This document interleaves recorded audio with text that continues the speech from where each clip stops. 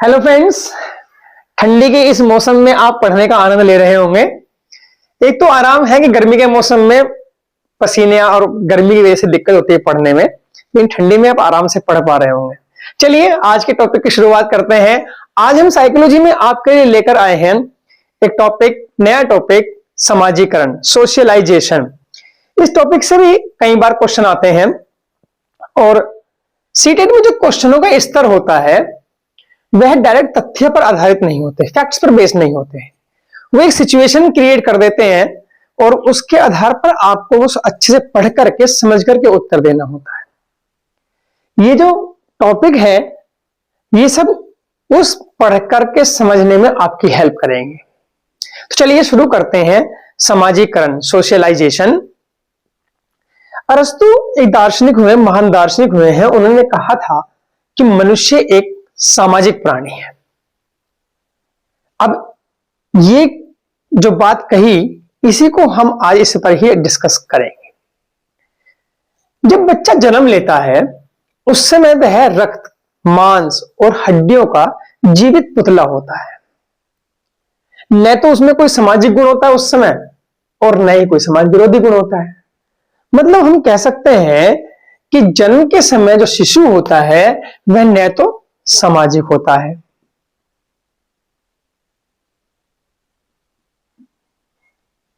और न ही असामाजिक होता है।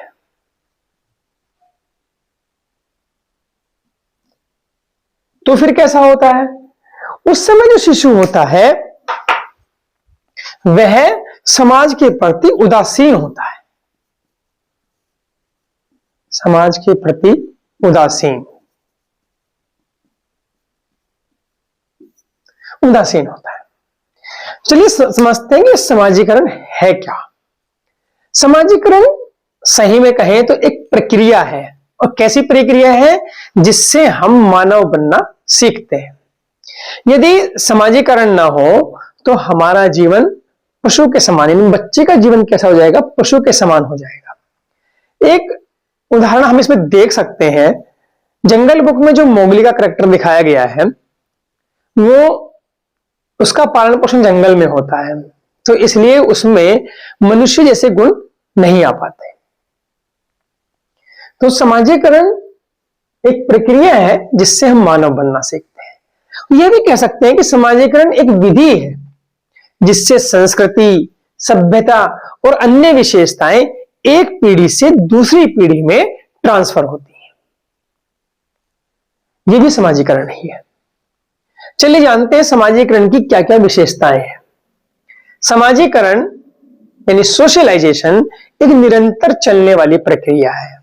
एक ऐसी प्रक्रिया जो कभी नहीं, निरंतर चलती रहती है।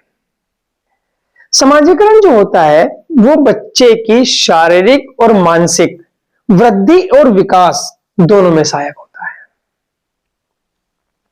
समाजीकरण संस्कृति को आत्मसात करने की, एसिमिलेशन करने की प्रक्रिया है। समाजीकरण एक अंतहीन प्रक्रिया है। अंतहीन मतलब जिसका अंत न हो, अर्थात जीवन पर्यंत चलने वाली प्रक्रिया है। या हम एक शब्द का प्रयोग और भी करते हैं, आजन्म। आजन्म चलने वाली प्रक्रिया है। अब क्यों?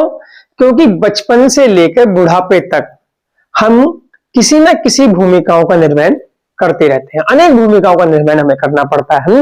इसलिए हमारा समाजीकरण जो है वो जीवन पर्यंत चलता रहता है। समाजीकरण सीखने की भी प्रक्रिया है। अब हम क्या सीखते हैं? तो सामाजिक और सांस्कृतिक विशेषताएं, ये सब हम समाजीकरण के माध्यम से ही सीखते हैं। व्यक्तित्व का विकास होता है हमारे, और सामाजिक प्रतिमानों को सीखकर उनके अनुसार आचरण करना सीखते हैं। जन्म के समय जो शिशु होता है वह न तो बोलना जानता है, ना वह कपड़े पहनना जानता है, ना कोई शिष्टाचार जानता है। लेकिन जैसे जैसे वह संस्कृति में, समाज में पलता है तो उसके अंदर धीरे धीरे ये सभी गुण विकसित होने लगते हैं। यानी वो उठने बैठने का ढंग, बोलने चालने का ढंग, खाने पीने का ढंग, रहन सहन का ढंग, अपना पराया, रीति रिवाज, ये सब नियम, उचित अनुचित, ये सब जो है वो सीख लेता है। समाजीकरण की अगली विशेषता है आत्म का विकास। आत्म के विकास का मतलब होता है कि व्यक्ति में अपने प्रति जागरूकता हो जाती है। वह समझने लगता है कि जो दूसरे व्यक्ति यानी सामने वाला व्यक्ति है उसके बारे में क्या सोचता है। यह है आत्म विकास। समाजीकरण सामाजिक प्राणी बनने की प्रक्रिया है। सोशलाइजेशन से ही हम सामाजिक प्राणी बनते हैं। और समाजीकरण संस्कृति को आत्मसात करने की प्रक्रिया है। अब जानते हैं, एक नजर डालते हैं समाजीकरण के कारक या माध्यम। इन समाजीकरण किन किन माध्यमों से होता है। तो एजेंट्स ऑफ सोशलाइजेशन, समाजीकरण के दो माध्यम हैं जो हम अभी पढ़ने जा रहे हैं। पहला प्राथमिक यानी प्राइमरी और दूसरा है सेकेंडरी। प्राइमरी में आता है परिवार, जो कि पहला है और सबसे अधिक महत्वपूर्ण माध्यम है, क्योंकि शिशु जो होता है वो सबसे पहले परिवार में होता है, परिवार के बीच होता है। इसलिए सबसे पहला जो माध्यम है, प्राथमिक जो माध्यम है, वह है उसका परिवार। इसीलिए परिवार को शिशु की प्रथम पाठशाला भी कहा जाता है। यह एक अनौपचारिक माध्यम है। अब परिवार में क्या होता है, परिवार में माता पिता, दादा दादी, चाचा चाची, ये सब लोग होते हैं, संयुक्त परिवार है। तो बच्चा इन सभी से सीखता है, लेकिन विशेष रूप से अपनी मां से सीखता है। इसलिए मां को जो है गुरु की संज्ञा दी जाती है। अब प्रेम, सहानुभूति, सहनशीलता, आदर्श, रीति रिवाज, शिष्टाचार, ये सब कहां से आते हैं? ये सब हमारे परिवार के वातावरण से ही आते हैं। इसलिए कहा जाता है कि परिवार का वातावरण जो होता है वो बच्चे के सामाजिक विकास पर बहुत अच्छा गहरा प्रभाव डालता है। यदि वातावरण खराब होगा तो बच्चे के विकास पर गहरा प्रभाव पड़ेगा, उसी का प्रभाव पड़ेगा। मान लो किसी को गाली देने की आदत है तो बच्चा भी धीरे धीरे वो गालियां सीख जाता है। द्वितीयक यानी सेकेंडरी माध्यम जो है वो तीन है: मित्र मंडली, पीयर ग्रुप, विद्यालय यानी स्कूल, और तीसरा है मास मीडिया यानी जनसंचार।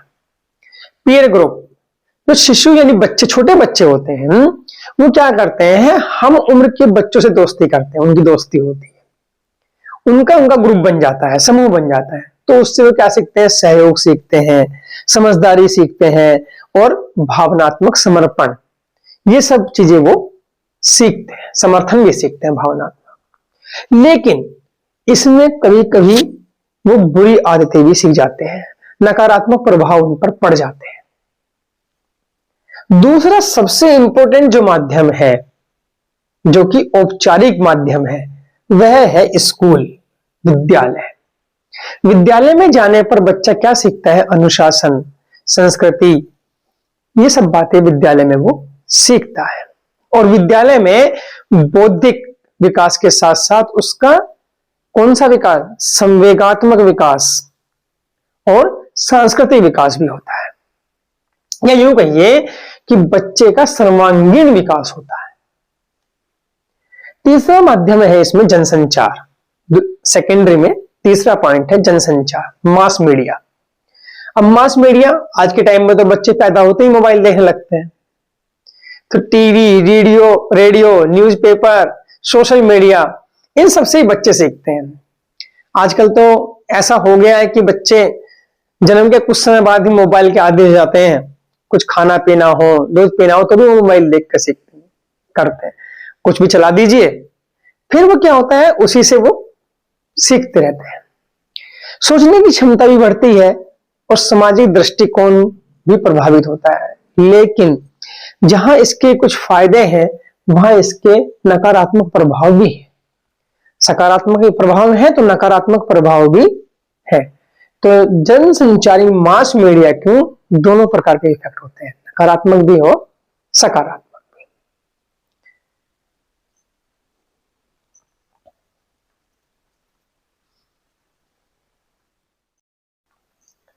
समाजीकरण के माध्यम के पश्चात जानते हैं समाजीकरण के प्रकार, types of socialisation.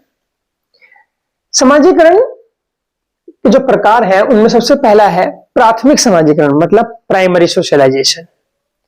Primary socialisation यानी जो बचपन में होता है, और इसमें क्या होता है, भाषा, ज्ञान, व्यवहार, ये सब सिखाया जाता है। और ये कहां सीखता है बच्चा? परिवार में सीखता है। तो प्राथमिक समाजीकरण जो होता है बच्चे का, वो परिवार में होता है। अब आता है द्वितीयक समाजीकरण। परिवार के साथ साथ इसमें जो भूमिका निभाते हैं वो है बच्चे का विद्यालय और उसकी मित्र मंडली, पीयर ग्रुप। नेक्स्ट है लैंगिक समाजीकरण, जेंडर। लैंगिक समाजीकरण में क्या है? कपड़े, हेयर स्टाइल, साज सज्जा, ये सब आते हैं। जैसे आप देखते हैं कि जो लड़के और लड़की होते हैं उनके कपड़े जो होते हैं, उनके डिजाइन और कलर वो अलग अलग, लड़के के हिसाब से अलग होते हैं, लड़कियों के हिसाब से अलग अलग होते हैं। ऐसे ही हेयर के स्टाइल भी अलग अलग होते हैं। तो ये सब लैंगिक समाजीकरण में आता है। नेक्स्ट है अग्रिम या प्रत्याशित समाजीकरण। अग्रिम मतलब आगे का, अर्थात भविष्य का। तो इस चरण में क्या किया जाता है कि जो भविष्य में वो कार्य करने हैं या भविष्य में जो भूमिका निभानी है उसके लिए उसे तैयार किया जाता है। वह प्रक्रिया क्या कहलाती है? अग्रिम समाजीकरण कहलाती है। नेक्स्ट है पुनः समाजीकरण, यानी रीसोशलाइजेशन, मतलब पुराने व्यवहार को छोड़कर नए व्यवहार सीखना। मान लिया जैसे पहले क्या होता था, लोग हाथ से खाते थे, फिर चम्मच से खाने लगे। तो इस तरह से क्या हुआ, पुराने व्यवहार को छोड़ करके नए व्यवहार सीख लिए। नेक्स्ट वयस्क समाजीकरण। जीवन भर हमें क्या होता है, नई नई भूमिकाओं का निर्वहन करना होता है। तो यही वयस्क समाजीकरण है। जैसे हम कार्यालय में जाते हैं, ऑफिस में जाते हैं तो वहां हमें कर्मचारी का काम करना है। घर में आते हैं तो हमें माता पिता का रोल भी अदा करना है, भाई बहन का भी रोल अदा करना हो सकता है। इस तरह से बहुत सारे रोल अदा करने होते हैं। तो ये जो भूमिकाओं का निर्वहन करना है यही है वयस्क समाजीकरण। चलिए चलते चलते नजर डालते हैं समाजीकरण के सिद्धांतों पर। समाजीकरण के कई सिद्धांत हैं, लेकिन उनमें से दो महत्वपूर्ण सिद्धांतों पर हम यहाँ प्रकाश डाल रहे हैं। पहला सिद्धांत है दुर्खिम का। दुर्खिम ने बताया कि सामूहिक प्रतिमान है, जैसे कि मूल्य है, विश्वास है, आदर्श है, इन सब को आत्मसात करना ही समाजीकरण है। दूसरा सिद्धांत जो है वो मीड का है।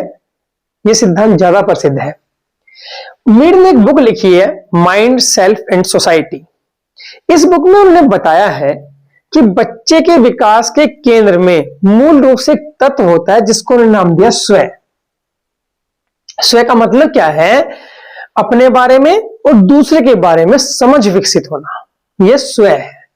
और इस स्व के दो कंपोनेंट हैं, एक आई और एक मी। आई माने मैं और मी माने मुझे। मैं में क्या है? जो दूसरे के कार्य के प्रति बच्चों की क्या प्रतिक्रिया है, जो दूसरे बच्चे कार्य कर रहे हैं उनके प्रति बच्चे की क्या प्रतिक्रिया है।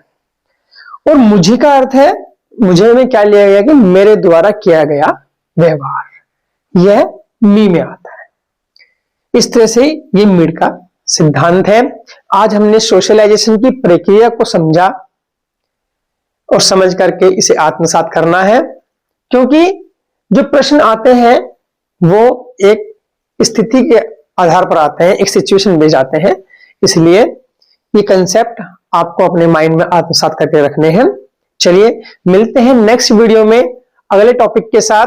तब तक के लिए बाय बाय, स्वस्थ रहिए और हमारे चैनल को लाइक और सब्सक्राइब करते रहिए।